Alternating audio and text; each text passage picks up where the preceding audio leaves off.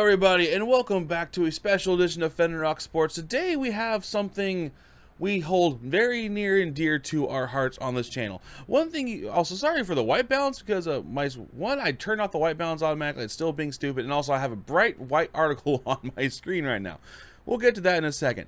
One thing I like to speculate the most is the possible return of the San Jose Sabercats, going over clues and over certain leagues claiming they're coming back when they're not coming back in a certain NGL league. The NGL is not a thing.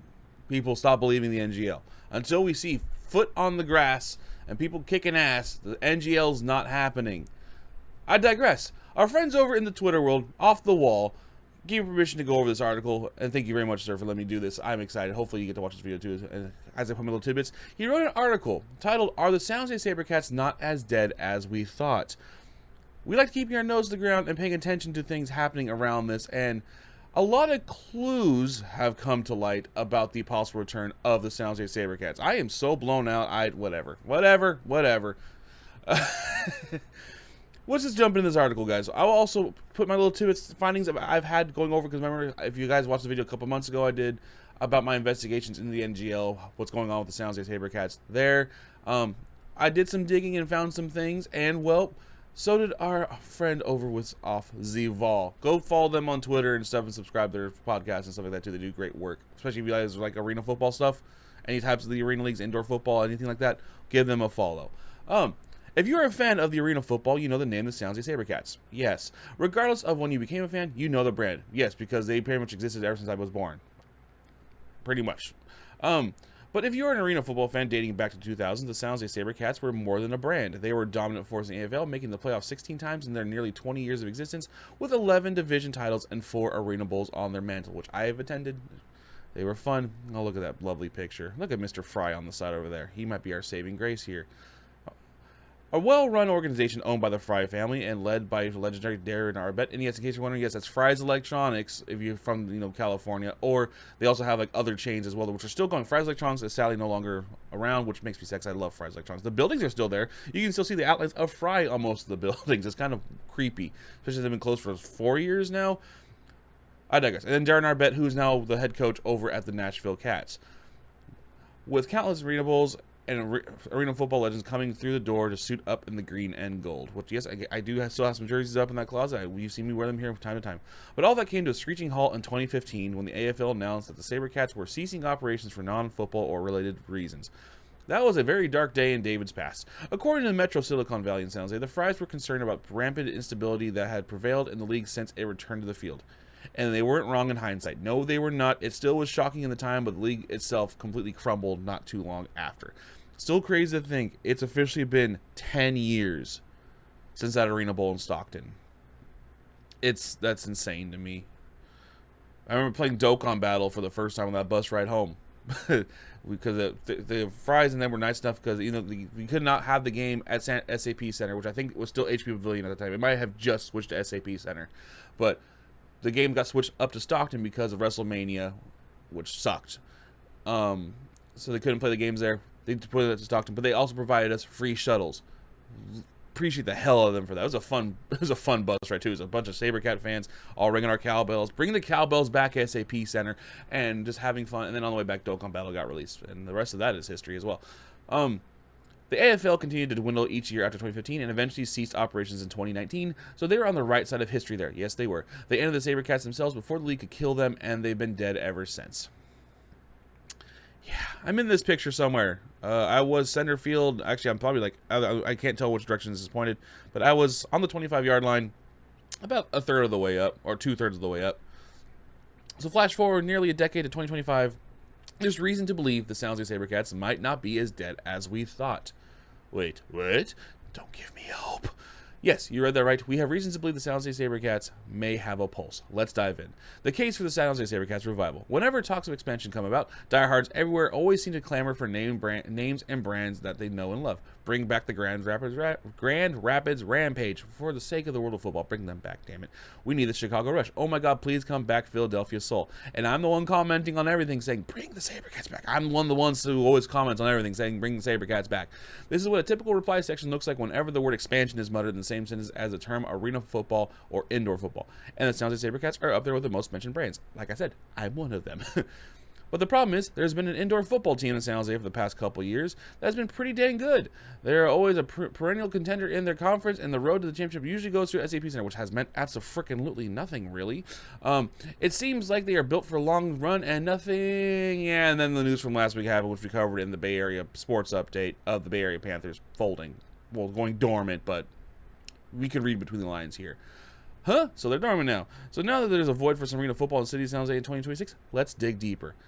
During the 2025 AF1 season, multiple sources have confirmed with off the wall that the Fry family, yes, the same Fry family that owned and operated the original Sabercats, and I believe they still live out here in my town of Morgan Hill, which is why they got Darren Arbet to be with the Panthers. I have a feeling they were involved with helping with that. Just saying. Attended at least one AF1 game, mingled with some of the executive leadership's team of the league, and even got in the mix helping out the Nashville Cats get things situated in a couple of different ways, allegedly. See, that makes sense to me too, because when they were helping them get things right of the ship, and suddenly Darren Arbet becomes their head coach. I'm just saying that kind of links up really well, because for those who are not aware, Darren Arbet was also one of the owners of the Sabercats. I think he mentioned that already here. I could be wrong. But hey, Wolverhampton just scored. But Fry and Arbet are tied to the hip. Like, they know each other well. They're friends. They know each other very, very, very, very well. To me, that says the Fry family is intrigued with what the AF1 is doing. To me, that says the Fry family may have that itch to get back in the arena football world after nearly a decade away, playing arena football rules with the rebound nets and all. As much as I love the IFL, I do prefer the rebound nets and stuff. It has that fun little dynamic layer. It's just the rebound nets are fun. It's an iconic look. It's freaking sweet seeing those up there.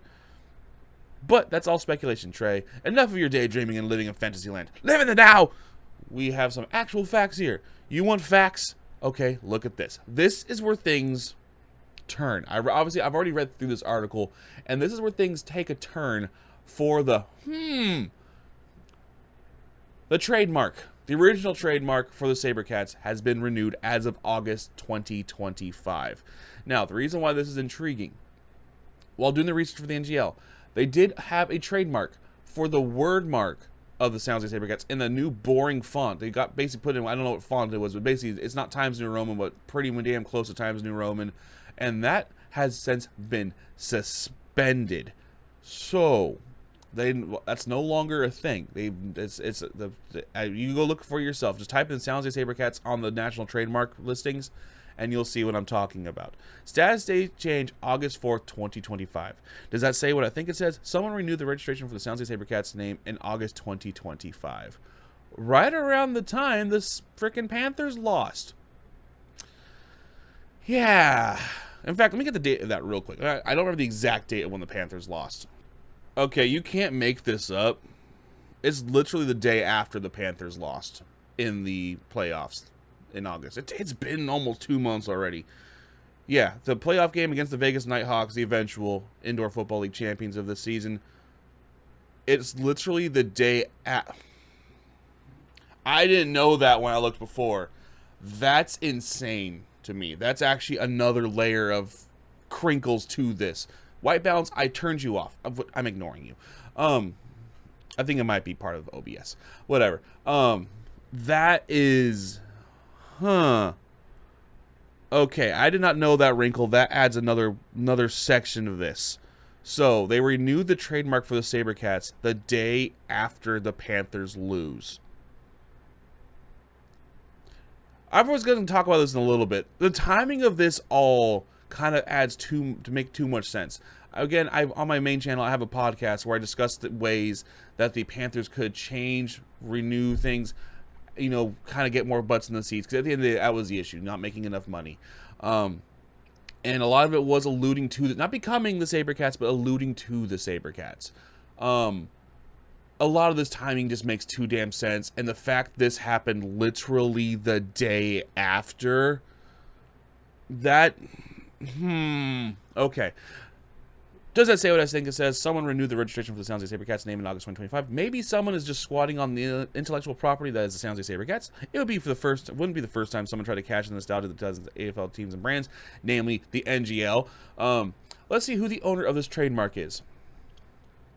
The TAWLP. What does that even mean? Who is that and who runs that? Let's dig deeper. It's de facto. Overseeing the operations and compliance of this limited partnership is David A. Fry. Okay, so to recap, I also swear, I'm not just saying this out my butt, I swear I saw Fry at a Panthers game. I'm pretty sure I saw him down there because Roy had a section where he had his VIP guests on his sideline, which was not on the bench side, it was on the announcer side of the SAP Center. And it's also where like Trey Lance sat one game. It's where Brandon Ayuk sat at a game. It's where he has his VIP sit during games. And I swear to everything that's holy, I saw David Fry there. I'm pretty sure because he's a pretty recognizable face. He's an institution of the Bay Area, and I have to say, it's okay. So to recap, the status of the trademark of the San Jose Sabercats brand was renewed in August 2025 after the Fry family attended games during the 2025 AF1 season and mingled with league leadership. And from what I could tell from me, I'm pretty sure I saw him at a Panthers game too during this past season. And a member of the Fry family is listed as the current owner of said trademark. And the IFL team that has played in San Jose the past few seasons just went dormant. Let's go even deeper down the rabbit hole. By the way, this is all public knowledge. Yes, these are all things you can fact check yourself, which is a lot of things I did when, you know, kind of the fact the NGL website is still up, because the big thing I discovered when doing my research there was reaching out to their league. Well, also one was our bet confirming that he and the Fries were not involved with the Sabercats and the NGL whatsoever. And then the whole fake sponsorship thing, where they still have Wilson and things plastered all over the website when they're not sponsored. This has been confirmed by their legal teams. They are not sponsored by the people on the NGL website they're claiming that they're sponsored by. That is the biggest thing. And the fact that their website is still up with these on there is insane to me. Granted, they probably just don't care because there's no traction on these whatsoever. Apparently, all the paperwork was submitted for the trademark back in March when the season starts, because the IFL season starts in March. Actually, starts in May, but everything starts moving around March. Right? Hold on, going back in again. Yep, the season starts, well, for the Panthers anyway, started March 30th. They always, for some reason, had the first 2 weeks off. Every single season, they were off the firof 2 weeks of the season. Kind of weird how that was. So yeah, the season for the Panthers started in March 30th. Again, that kind of lines up. And the renewal acceptance was accepted on August 4th. Now let's look at prior owner information. And if you look on to see, party type, subsequent owner after registration. Name, Fry's Electronics Incorporated, Brokaw Road. The headquarters of the Sabercats was at the Brokaw Fry's location, for those who weren't aware. We had the cool building behind it. It's where the headquarters was in general. The Brokaw one is a cool Aztec featured one too. The building is still there. I'm pretty sure there's also still nothing in that building. I drive by it a lot.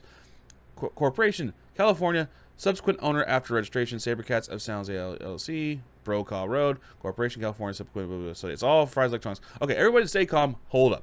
A company named Arena Football. Oh, yeah, that's right. Where is the Arena Football one part in here? They're the ones who owned it previously. That's right.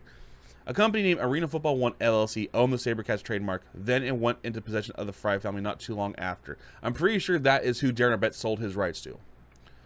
Am I reading that right? Now, there's a likely chance this may be the LLC that rose from the ashes of the Arena Football League when it originally folded in 2009 and purchased the bankrupted AFL assets before pivoting back to using the AFL name in 2010. Might actually be the case.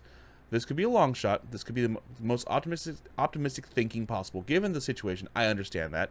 I don't claim to be a legal expert either, so this is me being entirely off base, and I could be just spiraling at this point. I know the feeling, man.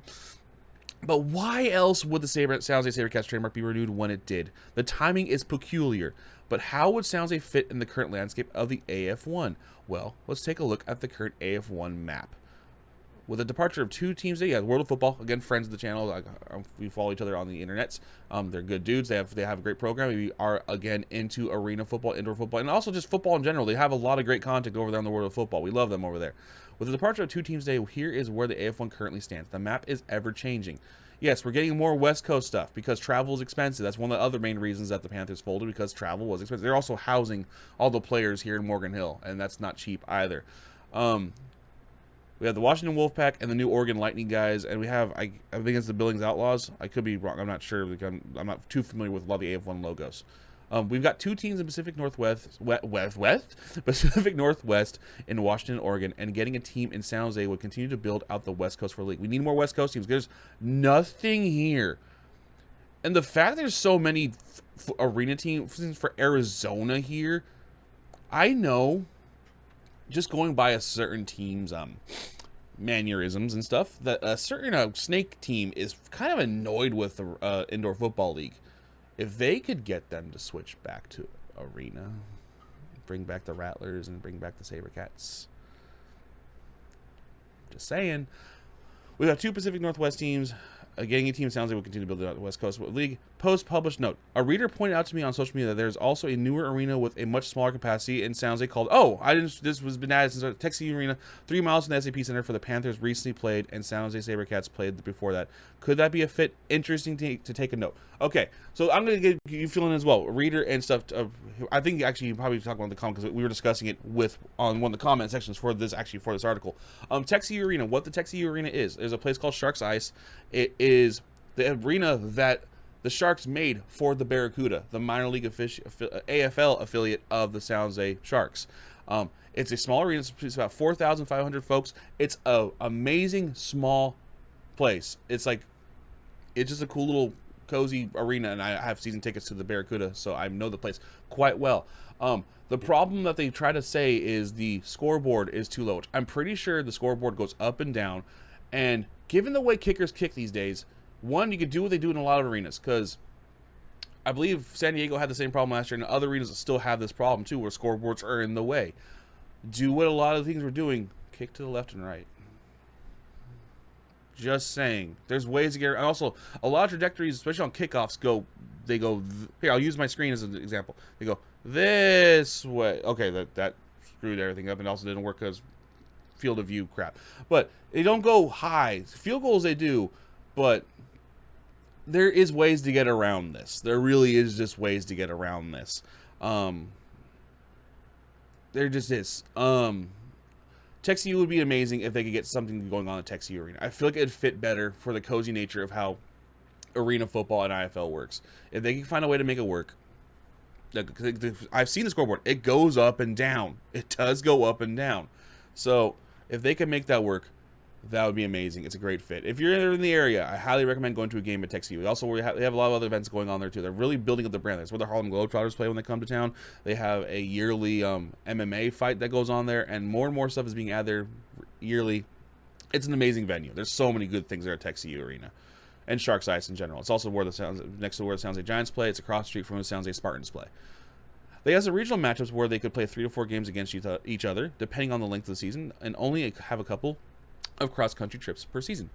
But we also need to consider the Stockton's Crusaders, the team that's been announced for years and still nothing's happened. A team that was announced in 2024 as an AF1 expansion, but hasn't really shown any type of promise or indication that they will be playing any sort of football in 2026. They'll be playing at the Stockton Arena where the Sabercats played their arena bowl game 10 years ago. To give you an idea, the Kentucky Barrels were created, announced, and have signed nearly half a roster of players in the last month and a half. The Stockton Crusaders have been around for nearly a year and a half, and we only get AI mock-up of jerseys on their socials and a couple times every other week. But why bring up Stockton? We're talking about San Jose, are we not? Stockton is, well, technically close. It's still not close to San Jose. It takes a long time to get there. Stockton is about 80 miles from San Jose, not right next door, but also close enough that the San Jose Sabercats, San Jose Sabercats actually play the Arena Bowl 27 in Stockton as a home game when the Sabercats' usual home at SAP Center was booked for the date of the Arena Bowl by Ringling Brothers, Barnum Brothers. Oh, that's right. It was the circus, it's been 10 years, guys. Also, it wasn't just the Arena Bowl. It was also the championship game against the Rattlers. It was played there as well. Both games were played up in Stockton. Because I think also it was the other one was booked by Monster Jam. I think, if I remember, that's what it was. Or maybe that was the WrestleMania one. Maybe there's a world where both the Stockton Crusaders and San Jose Sabercats coexist. Maybe there's one where neither exists. What if the Stockton Crusaders have not been mentioned anything yet because they are a placeholder organization for the San Jose Sabercats? Conspiracy.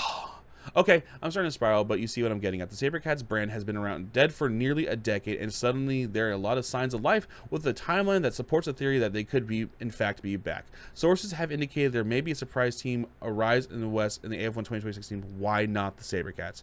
Only time will tell. What do you think? Will they? Should they? Would they? Follow Off the Wall on Twitter, Instagram, TikTok, and Blue Sky, and let me know. Sir, okay, I've given my thoughts. And the thing that really points to this adding too damn much up is the fact the dates line up. And it's also, while they never fully outdid it or outsaid it, The Panthers were really trying to cater to the Sabercat fans without catering to the Sabercat fans, especially the Fan Appreciation Day of Season 2 or 3. It was 2 or 3. The years have gotten muddled. Years have been going by too damn fast. When they literally just did the Sabercats pregame show for Fan Appreciation Day. Like, to the T. They made the tunnel like green. They had Saber come out on the motorcycle. It was a very Sabercat-y day. And, of course, for those who are aware, way back in Game 1 of the Panthers, they did an amazing tribute to the Sabercats to start the game. It was... I cried. We talked about it. I cried that day. And just... the game being taken over by the Fries, them signing, literally getting it renewed the day after the Panthers went into dormants, or the lost in the playoff games, and also the renewal process starting when the season started. Fry being seen at AF1 games, and me seeing Fry possibly, again, I cannot confirm because I didn't go over there and go, hey, Mr. Fry.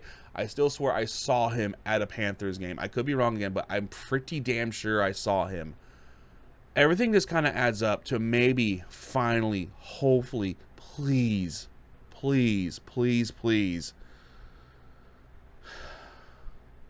bring the cats back. Thank you for joining today's entertainment. Please remember to like, comment, and subscribe, and grab one. Please join us next time.